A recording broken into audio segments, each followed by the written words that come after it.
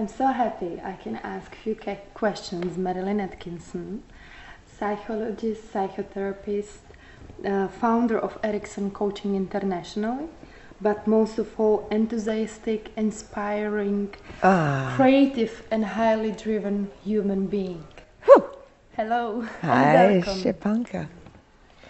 So I will go directly in the high logical levels. What does it mean to be human for you? Ho, ho, ho. Well, I love what I call the big H. H for human. And the sound of the first H when it was used as a symbol was who. And it still is derivative of the English word who. Who are you? So human, it actually means God-man in some languages, God-man, who.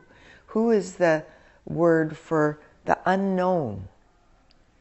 The unknown. We humans are very unknown because we've got mammal bodies, we've got a growing incentive to learn and know and choose and try and explore and discover more.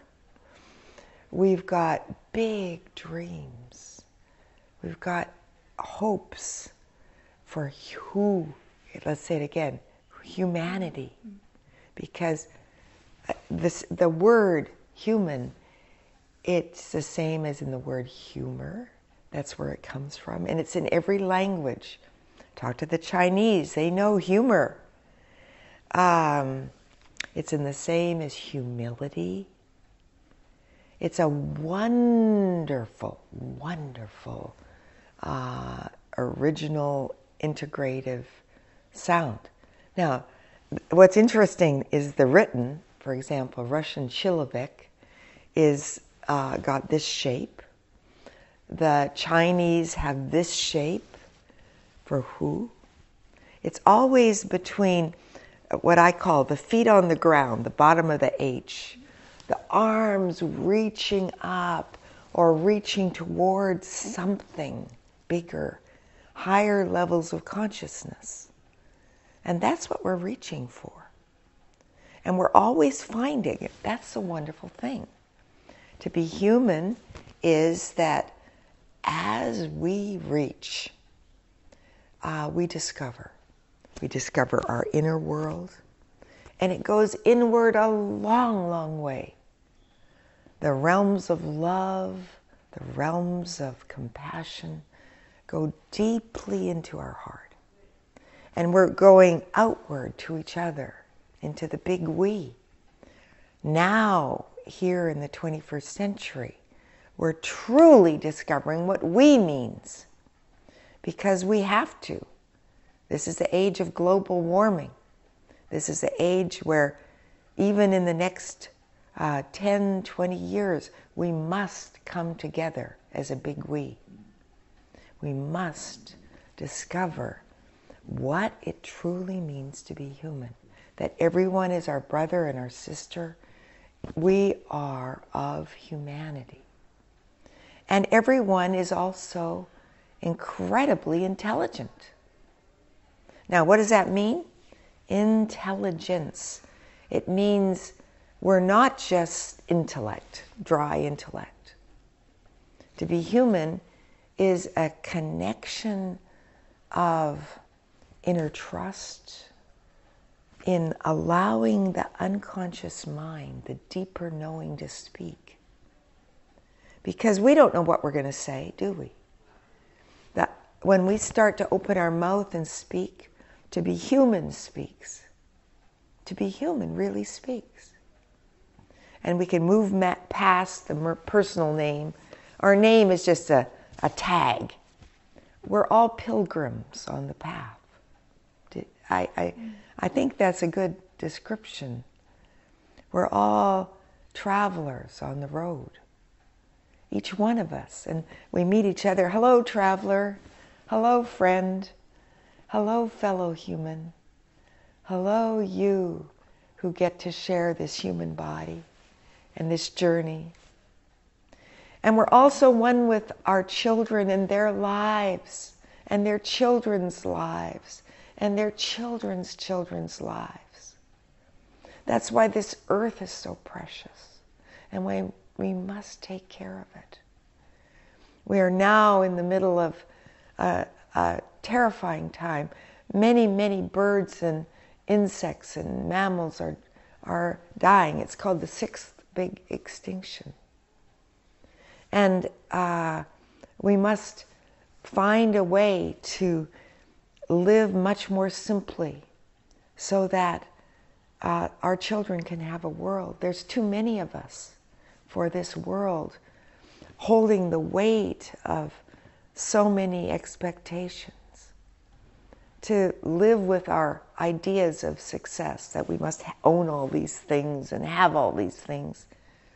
We need 4 worlds for all of us to have what we think we deserve as humans. 4 worlds to live a middle-class life. 4 worlds. 40% of us live on $2 a day. So to keep our humanity, we need compassion. We need to live simply. We need to wear the clothes we've got. It takes, I just found it out last night, 2,500 gallons of water to make a t-shirt. And right now, the plants and the animals need that water, and we need to find our way through global warming, find our way to each other, find our way to give back, and really be human. Thank you very much for sharing. You really covered the whole, I don't want to say complex, but the whole of a human, really, all of us, it's all connected based on what you said. It seems to me that you started in here and you went all around the planet and ended up again back here. Back here. Yeah. Thank you very much for sharing that. Would you say that exploring this inner world and this connection to the trust and the connection to everybody is the meaning of life? And I will connect it with another question. I know that you're a psychologist and psychotherapist. Why did you choose coaching after all? And is coaching something that can help us, to connect to this meaning and to this internal connection? Okay, it's a great question. Thank you, Stepanka. Well, I started out, like most people on this journey, very confused about what life should be. And like many young women, I was doing different things. I had a very difficult childhood. I ran away from home when I was young. I married when I was 20 and had children immediately. So I was suddenly married with children, but I was very curious.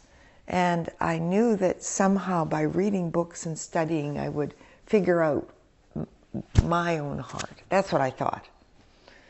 And so I was going to university year after year and first studied sociology. I thought maybe I'd like to work with the UN.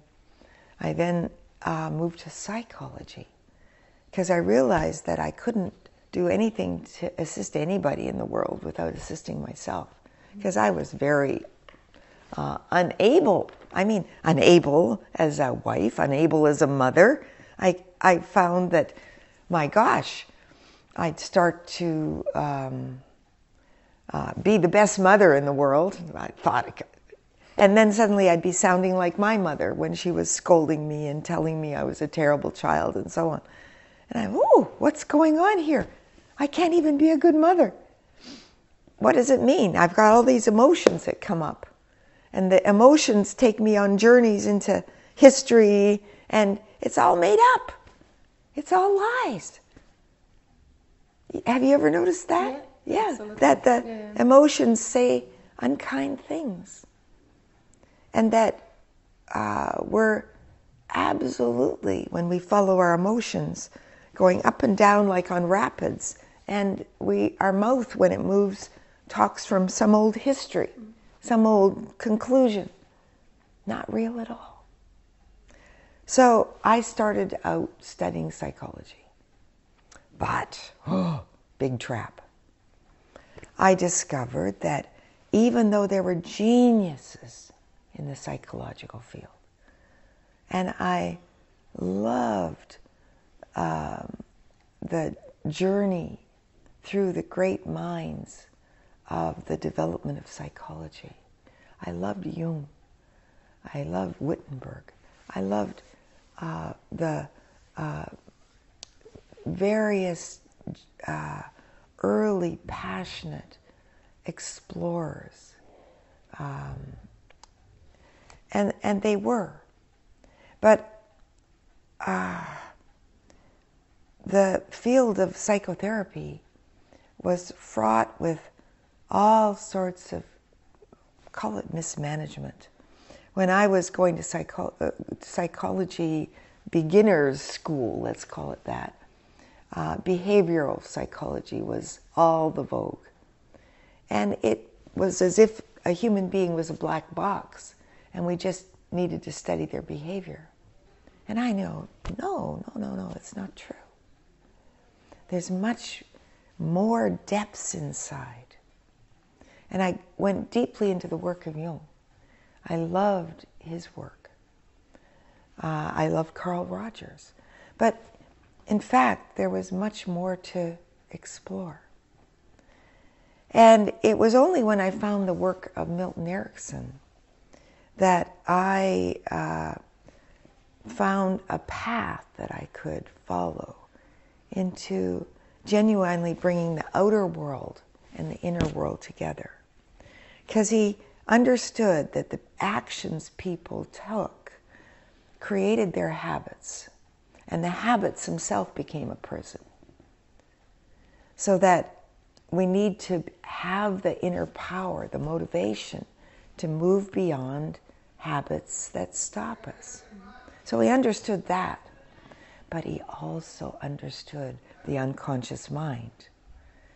And that the unconscious mind is our, if you might call it, the deep core of ourself. If the conscious mind is like one tiny inch on the road from London, if we were taking boat and going across Europe all the way to Beijing, taking a path through all of Russia, that if the unconscious mind was taking that path, the conscious mind is 1 inch on that road. Because our conscious mind is just what we're experiencing right now. It's the platform on which we're talking. Mm-hmm. And it's the place where we say, oh, I'm here. But in fact, it's the unconscious mind that speaks. And it speaks from every piece of our history, every piece of all of our history as humans. Because we're speaking through our heritage and our culture. We're allowing language to speak its own meanings. We're allowing identities well before us. All of the humans who've ever spoken come into our mouth and speak when we talk. So the unconscious mind is huge. And so Milton Erickson understood that. And I began to work with him, fortunately, when I was about 28, 29. And I've been his student ever since. First, just learning what I could. But he used the word solution-focused. And he used the word, even though he never ever used the word coaching, he used the word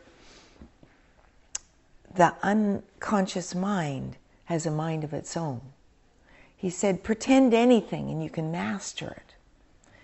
And he said, when we aim for the solutions, we don't have to go into the problems.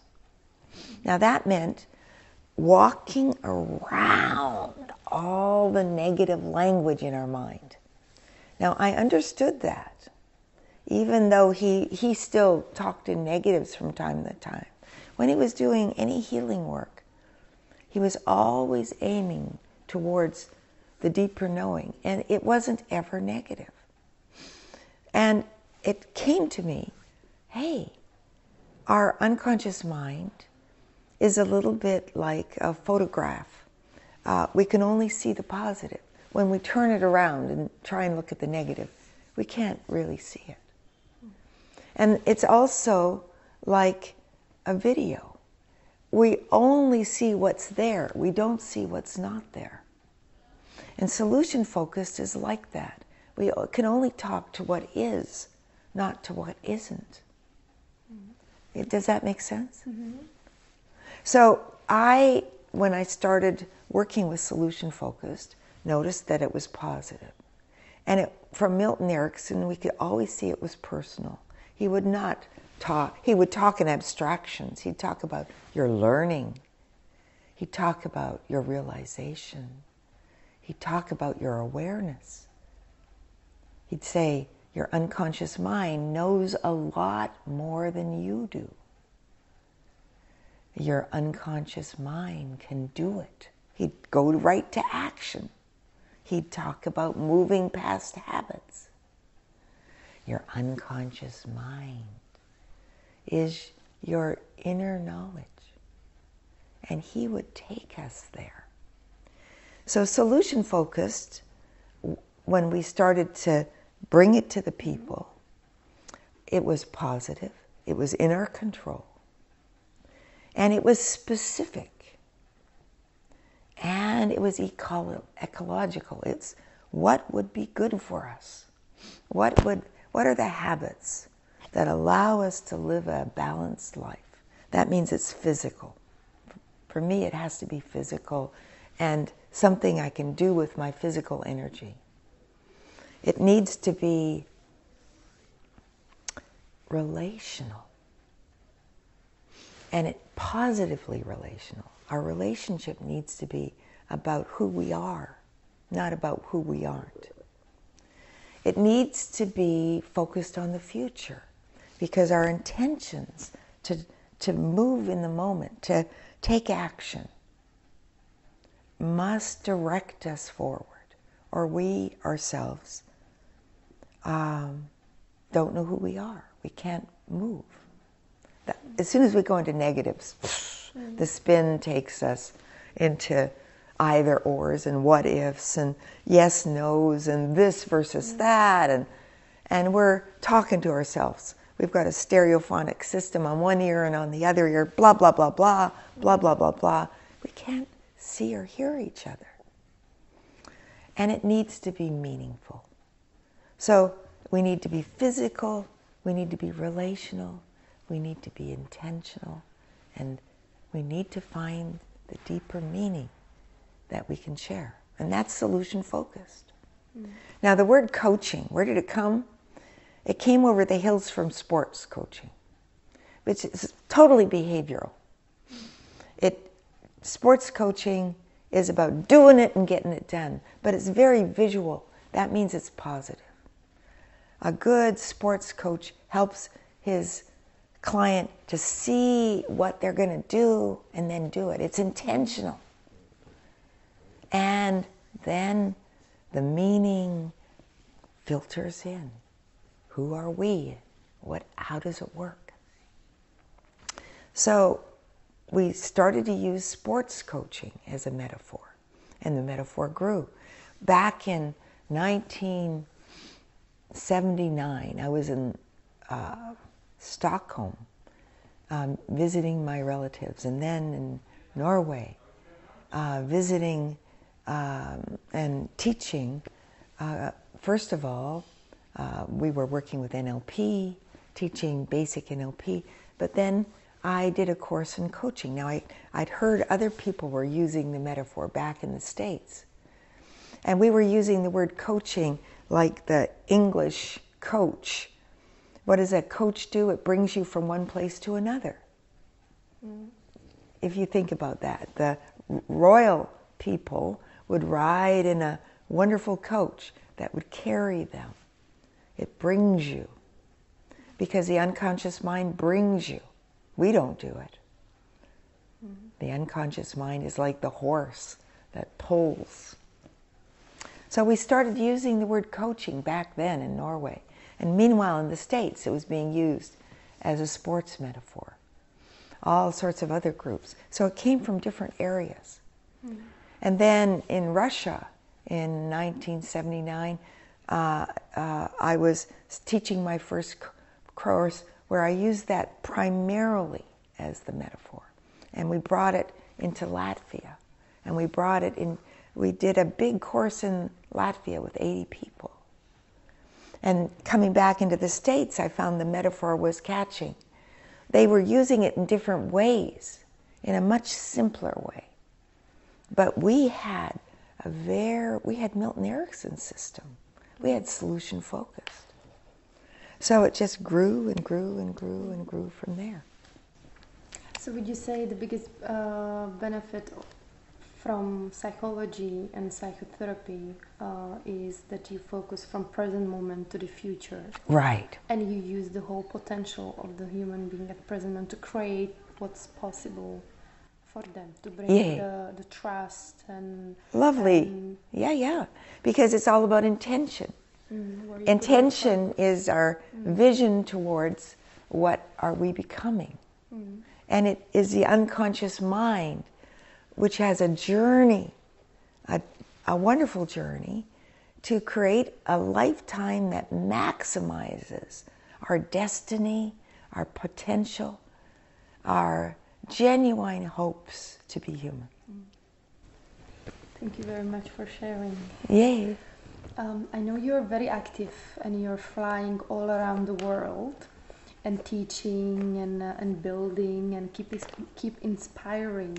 Would you share with us 3 techniques that you do with you on a regular basis, that keeps you going and focused and energized, and you know that you keep expressing your meaning into the life, into the world? Great.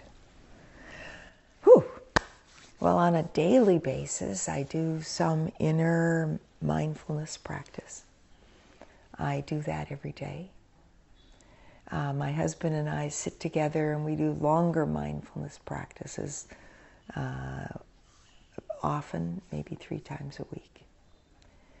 I always stretch. I always do sort of basic yoga, something like a sun salutation every day.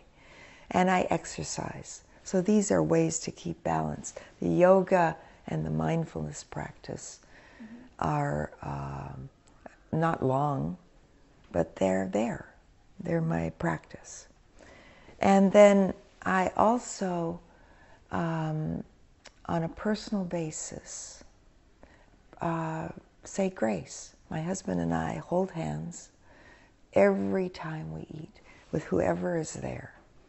And we are grateful, deeply grateful for this life and for this moment and for the people we're with. And we share our gratitude for the deep knowing that's coming through us and the love that permeates everything and the opportunities that this life brings. So those are our main practices. They're very simple. And I read, I study, I make books, I write. Now that's early morning. And that comes from asking questions at night. So I ask my deeper knowing to do the job. And then I listen inward. And in the morning I get the answers. They come through. So I'm always doing a mindfulness practice. Even at night, I briefly imagine as if I was a clock, and that clock is going around the whole face of the clock through the night and visiting all the 4 quadrants and bringing back at the unconscious level what I need so that I can awaken in the morning and do my work. And then I don't have good ideas. My unconscious mind says, okay, Marilyn, get to work. And I write down what I get as answers to my questions. Great. Thank you very much for sharing. This is how I prepare these questions. Okay. I asked before I got to sleep, and I great. Great questions. Thank you. Thank you very much for sharing. Is there anything you would like to say to people? Something that you feel? Well, I'm very glad for this interview, Shapanka, and for the fact that it will go to people everywhere. Yeah. So I want to say how grateful I am for the World Game. I'm speaking from Antalya, from our 5th International World Game. I'm from the big hearts of people everywhere who want the world to work and who are willing to do what it takes to, first of all, live small. In other words, not have the metaphor that to be human, we have to have everything. We don't have to own a lot. We can do more with less. We can live the life of a human being with the clothes that we have, with the people that we know, with the wonderful media and international connections that are possible, and with the choices that we make to just be ourselves in the world fully and completely. And I want to thank people for the opportunities that you've given me to be your Erickson friend and sometimes guide and sometimes genuine learner from you and from your wisdom. Thank you, everyone, for this opportunity. And I want to thank you, Marilyn, and I wish you that you keep shining as bright as you have been so far. Thank you. Thank you.